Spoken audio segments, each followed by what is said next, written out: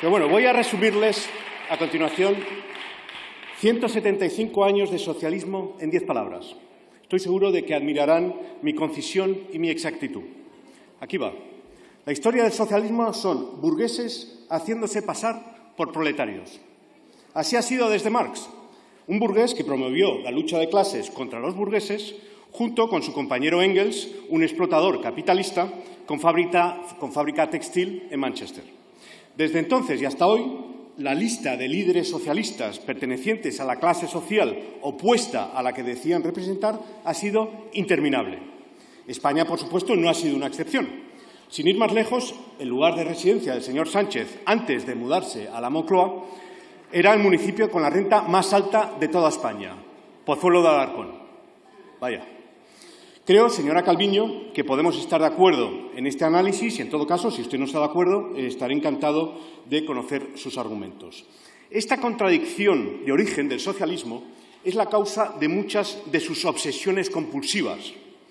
Una de ellas es la propaganda. Distraer la atención es esencial en su proyecto político.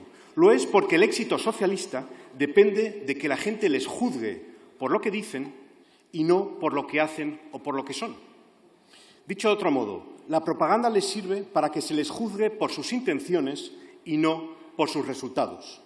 De la misma manera que la gente debe creer a los socialistas cuando dicen que son la clase obrera, también les deben creer cuando dicen, por ejemplo, que salimos más fuertes de la pandemia o que no dejarán a nadie atrás o que son el gobierno de la gente.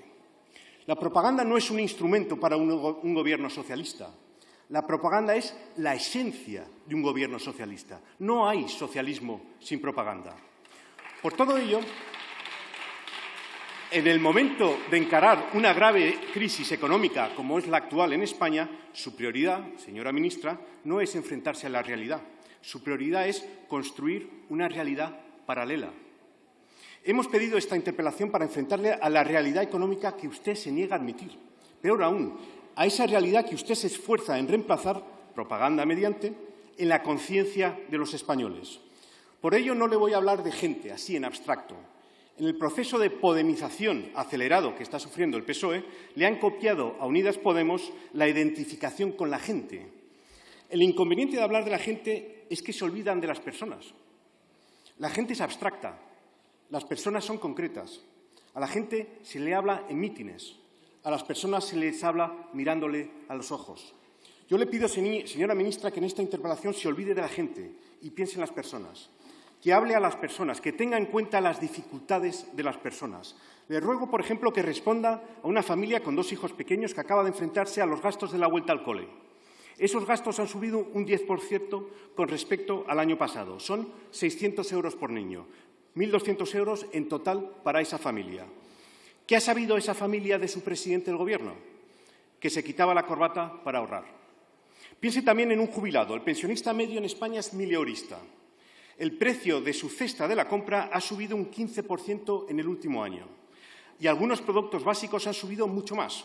Un 110% el aceite de girasol, un 42% las harinas, un 32% la pasta, un 27% los huevos, un 26,5% la leche, un 20% el pollo, un 16% el pan. Si el año pasado ese pensionista tenía 400 euros disponibles para hacer sus compras cada mes, ahora tiene 340 euros. ¿Qué ha sabido este jubilado de su presidente del Gobierno? Que los bancos y las eléctricas son oscuros poderes fácticos a los que hay que subir los impuestos. Piense, señora ministra, en un autónomo con un pequeño negocio y piense en la factura de la luz que está recibiendo en estas fechas este autónomo. Ustedes le habían prometido un tope al gas que contendría el importe de la factura.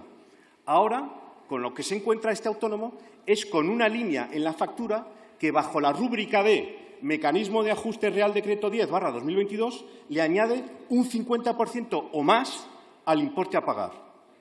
¿Qué ha sabido este autónomo de su presidente del Gobierno? Que quiere presidir la Internacional Socialista. Y, por cierto, hablando del presidente del Gobierno, en su reciente debate con el presidente Feijóo en el Senado, el señor Sánchez se jactó de que la recaudación tributaria había aumentado más de un 18% en lo que va de año. Eso quiere decir que el presidente Sánchez se alegra de que la familia, el pensionista o el autónomo de los que le acabo de hablar pagan más impuestos hoy que el año pasado, muchos más impuestos. ¿De verdad nos debemos alegrar de que se exprima cada vez más los bolsillos de los contribuyentes? ¿Son los españoles algo más para ustedes que un limón al que seguir exprimiendo hasta la última gota? Francamente, deberían cambiar su símbolo del puño y la rosa y cambiarlo al exprimidor y al limón. Mire, señora Calviño, en lo que va de año los españoles han pagado 10.000 millones de euros más en concepto de impuesto de la renta y 8.000 millones de euros más en concepto del IVA.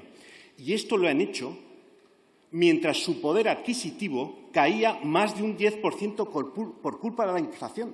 Es decir, más impuestos, menos ingresos. Eso es lo que les ha traído su Gobierno a los españoles. Por lo tanto, les reto a que salga aquí ahora y repita lo que dijo el señor Sánchez en el Senado. Les reto a que celebren los beneficios fiscales extraordinarios del Estado a costa del empobrecimiento de los españoles. Les reto a que aplauda la despensa llena del Estado frente a la despensa vacía de las familias españolas.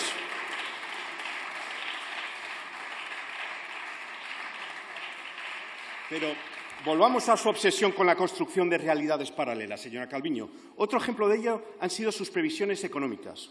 Hablando mal y pronto, no ha dado usted ni una. Ha fallado más que una escopeta de feria. Y ya no solo que en marzo de 2020 dijese que el impacto económico del coronavirus sería poco significativo. Es que en septiembre de 2021 dijo que España recuperaría su nivel prepandemia antes del final de 2021. Estamos cerca del final de 2022 y aún no hemos recuperado el nivel prepandemia. Y en noviembre de 2021 dijo que la inflación sería transitoria y tocaría techo en la primavera de 2022. Estamos en otoño de 2022 y los últimos 3 meses han tenido una inflación de doble dígito. Tanto error no es casualidad, es estrategia. Es la estrategia de quien considera que su principal cometido es distraer a las personas para que no sean conscientes de su realidad. Vive usted obsesionada por atrapar a los ciudadanos en sus ensoñaciones, señora Calviño, algo inherente al socialismo. Pero tengo buenas noticias para usted, señora Calviño. Del socialismo se sale. Y a continuación le diré cómo. Primero, deje de cesar a las personas que le contradicen con datos que le disgustan. Lo hizo con el presidente del INE, mal hecho. Los datos no son su enemigo, ni lo es quien se los transmite. Si los datos técnicos le contradicen, piense que el problema quizás sea suyo y no de los datos. Segundo, deje de lanzar mensajes de tranquilidad y confianza. No hay nada que genere más intranquilidad y desconfianza que sus mensajes de tranquilidad y confianza. Al ser su credibilidad nula, la reacción lógica a sus mensajes es interpretar que la realidad es justo la contraria a la que usted describe. Tercero, preocúpese más por cómo pueden llegar las familias españolas a fin de mes y menos por con quién posa en las fotos. Le aseguro que los españoles le agradecerán más que le interesen por sus facturas de la luz que por sus fotos. Cuarto, céntrese en atacar los focos de generación de pobreza, no los de generación de riqueza. Antes de que cesase a su presidente, el INE publicó una nota en la que informaba del aumento del porcentaje de la población española en riesgo de pobreza o de exclusión social. Este porcentaje pasó del 27% en 2020 al 27,8% en 2021. ¿Esto le preocupa a usted, señora ministra? ¿Por qué no habla de cómo va a asegurar que cada vez haya menos pobres en España en vez de menos ricos? Y quinto, atienda a la oposición. El Partido Popular le ha hecho llegar a su Gobierno una ingente cantidad de propuestas para hacer frente a la crisis económica y energética. Lo ha hecho con el sentido de la responsabilidad que estos difíciles tiempos exigen. Permítame recordarle algunas de estas propuestas. 1. Bajen el IVA de la carne, el pescado, el aceite, la pasta y las conservas del 10 al 4%. Tienen margen de sobra para hacerlo. Han recaudado 8.000 millones de euros más en concepto de IVA en lo que va de año. Ayuden a las familias españolas a llegar a fin de mes. 2. Bajen el impuesto de la renta a las rentas de menos de 40.000 euros. Tienen margen de sobra para hacerlo. Han recaudado 10.000 millones de euros más en concepto del impuesto de la renta en lo que va de año. Ayuden a las familias españolas a llegar a fin de mes. 3. En vez de fiarlo todo a multar, premien con descuentos directos en el recibo a los consumidores, familias y pymes que ahorren energía. Ayuden a las familias españolas a llegar a fin de mes. 4. Extiendan la rebaja del IVA del gas y la electricidad durante todo el invierno y no solo hasta el 31 de diciembre. ¿O qué pasa, señora Calviño? ¿Que en enero, en febrero y en marzo no hace frío? Ayuden a las familias españolas a llegar a fin de mes. 5. Prediquen con el ejemplo.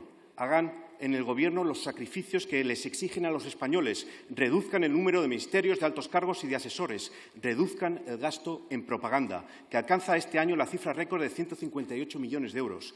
Y dediquen esos fondos a las familias. Ayuden a las familias españolas a llegar a fin de mes. Y, señorías, concluyo ya. Decía usted la semana pasada, durante la interpelación que le hizo Ciudadanos, señora Calviño, lo siguiente: este Gobierno no tiene ninguna posición ideológica en contra de bajar impuestos. No sé si lo han oído bien, si quieren se lo repito. Este Gobierno no tiene ninguna posición ideológica en contra de bajar impuestos. ¿El señor Puig está de acuerdo con esta afirmación? Cuando las comunidades autónomas están pidiendo o están teniendo iniciativas de bajar impuestos, ustedes les han formado un aquelarre ideológico para desautorizarles en todos los niveles, hasta el punto de que usted mismo hoy ha dicho las bajadas de impuestos son destructivas y ahí no nos van a encontrar. ¿En qué quedamos, señora Calviño? ¿No tienen nada en contra de bajar impuestos o son destructivas y ahí no nos van a encontrar? Es que ha dicho estas dos cosas que son radicalmente opuestas en el espacio de una semana. Es que van dando palos de ciego, no saben lo que están haciendo. Por lo tanto, le ruego que al contestarme ahora no me mienta, no me niegue prejuicios ideológicos que, por supuesto, tienen usted y el resto de los miembros del Gobierno. Sabemos que el socialismo es incompatible con la libertad, pero sabemos también que lo es con la verdad. Por eso, si quiere ayudar a las familias a llegar a fin de mes, empiece por no mentirles. Es decir, reniegue del socialismo. Hágame caso, señora Calviño. Del socialismo se sale. Solo hay que proponérselo. Muchas gracias. Gracias.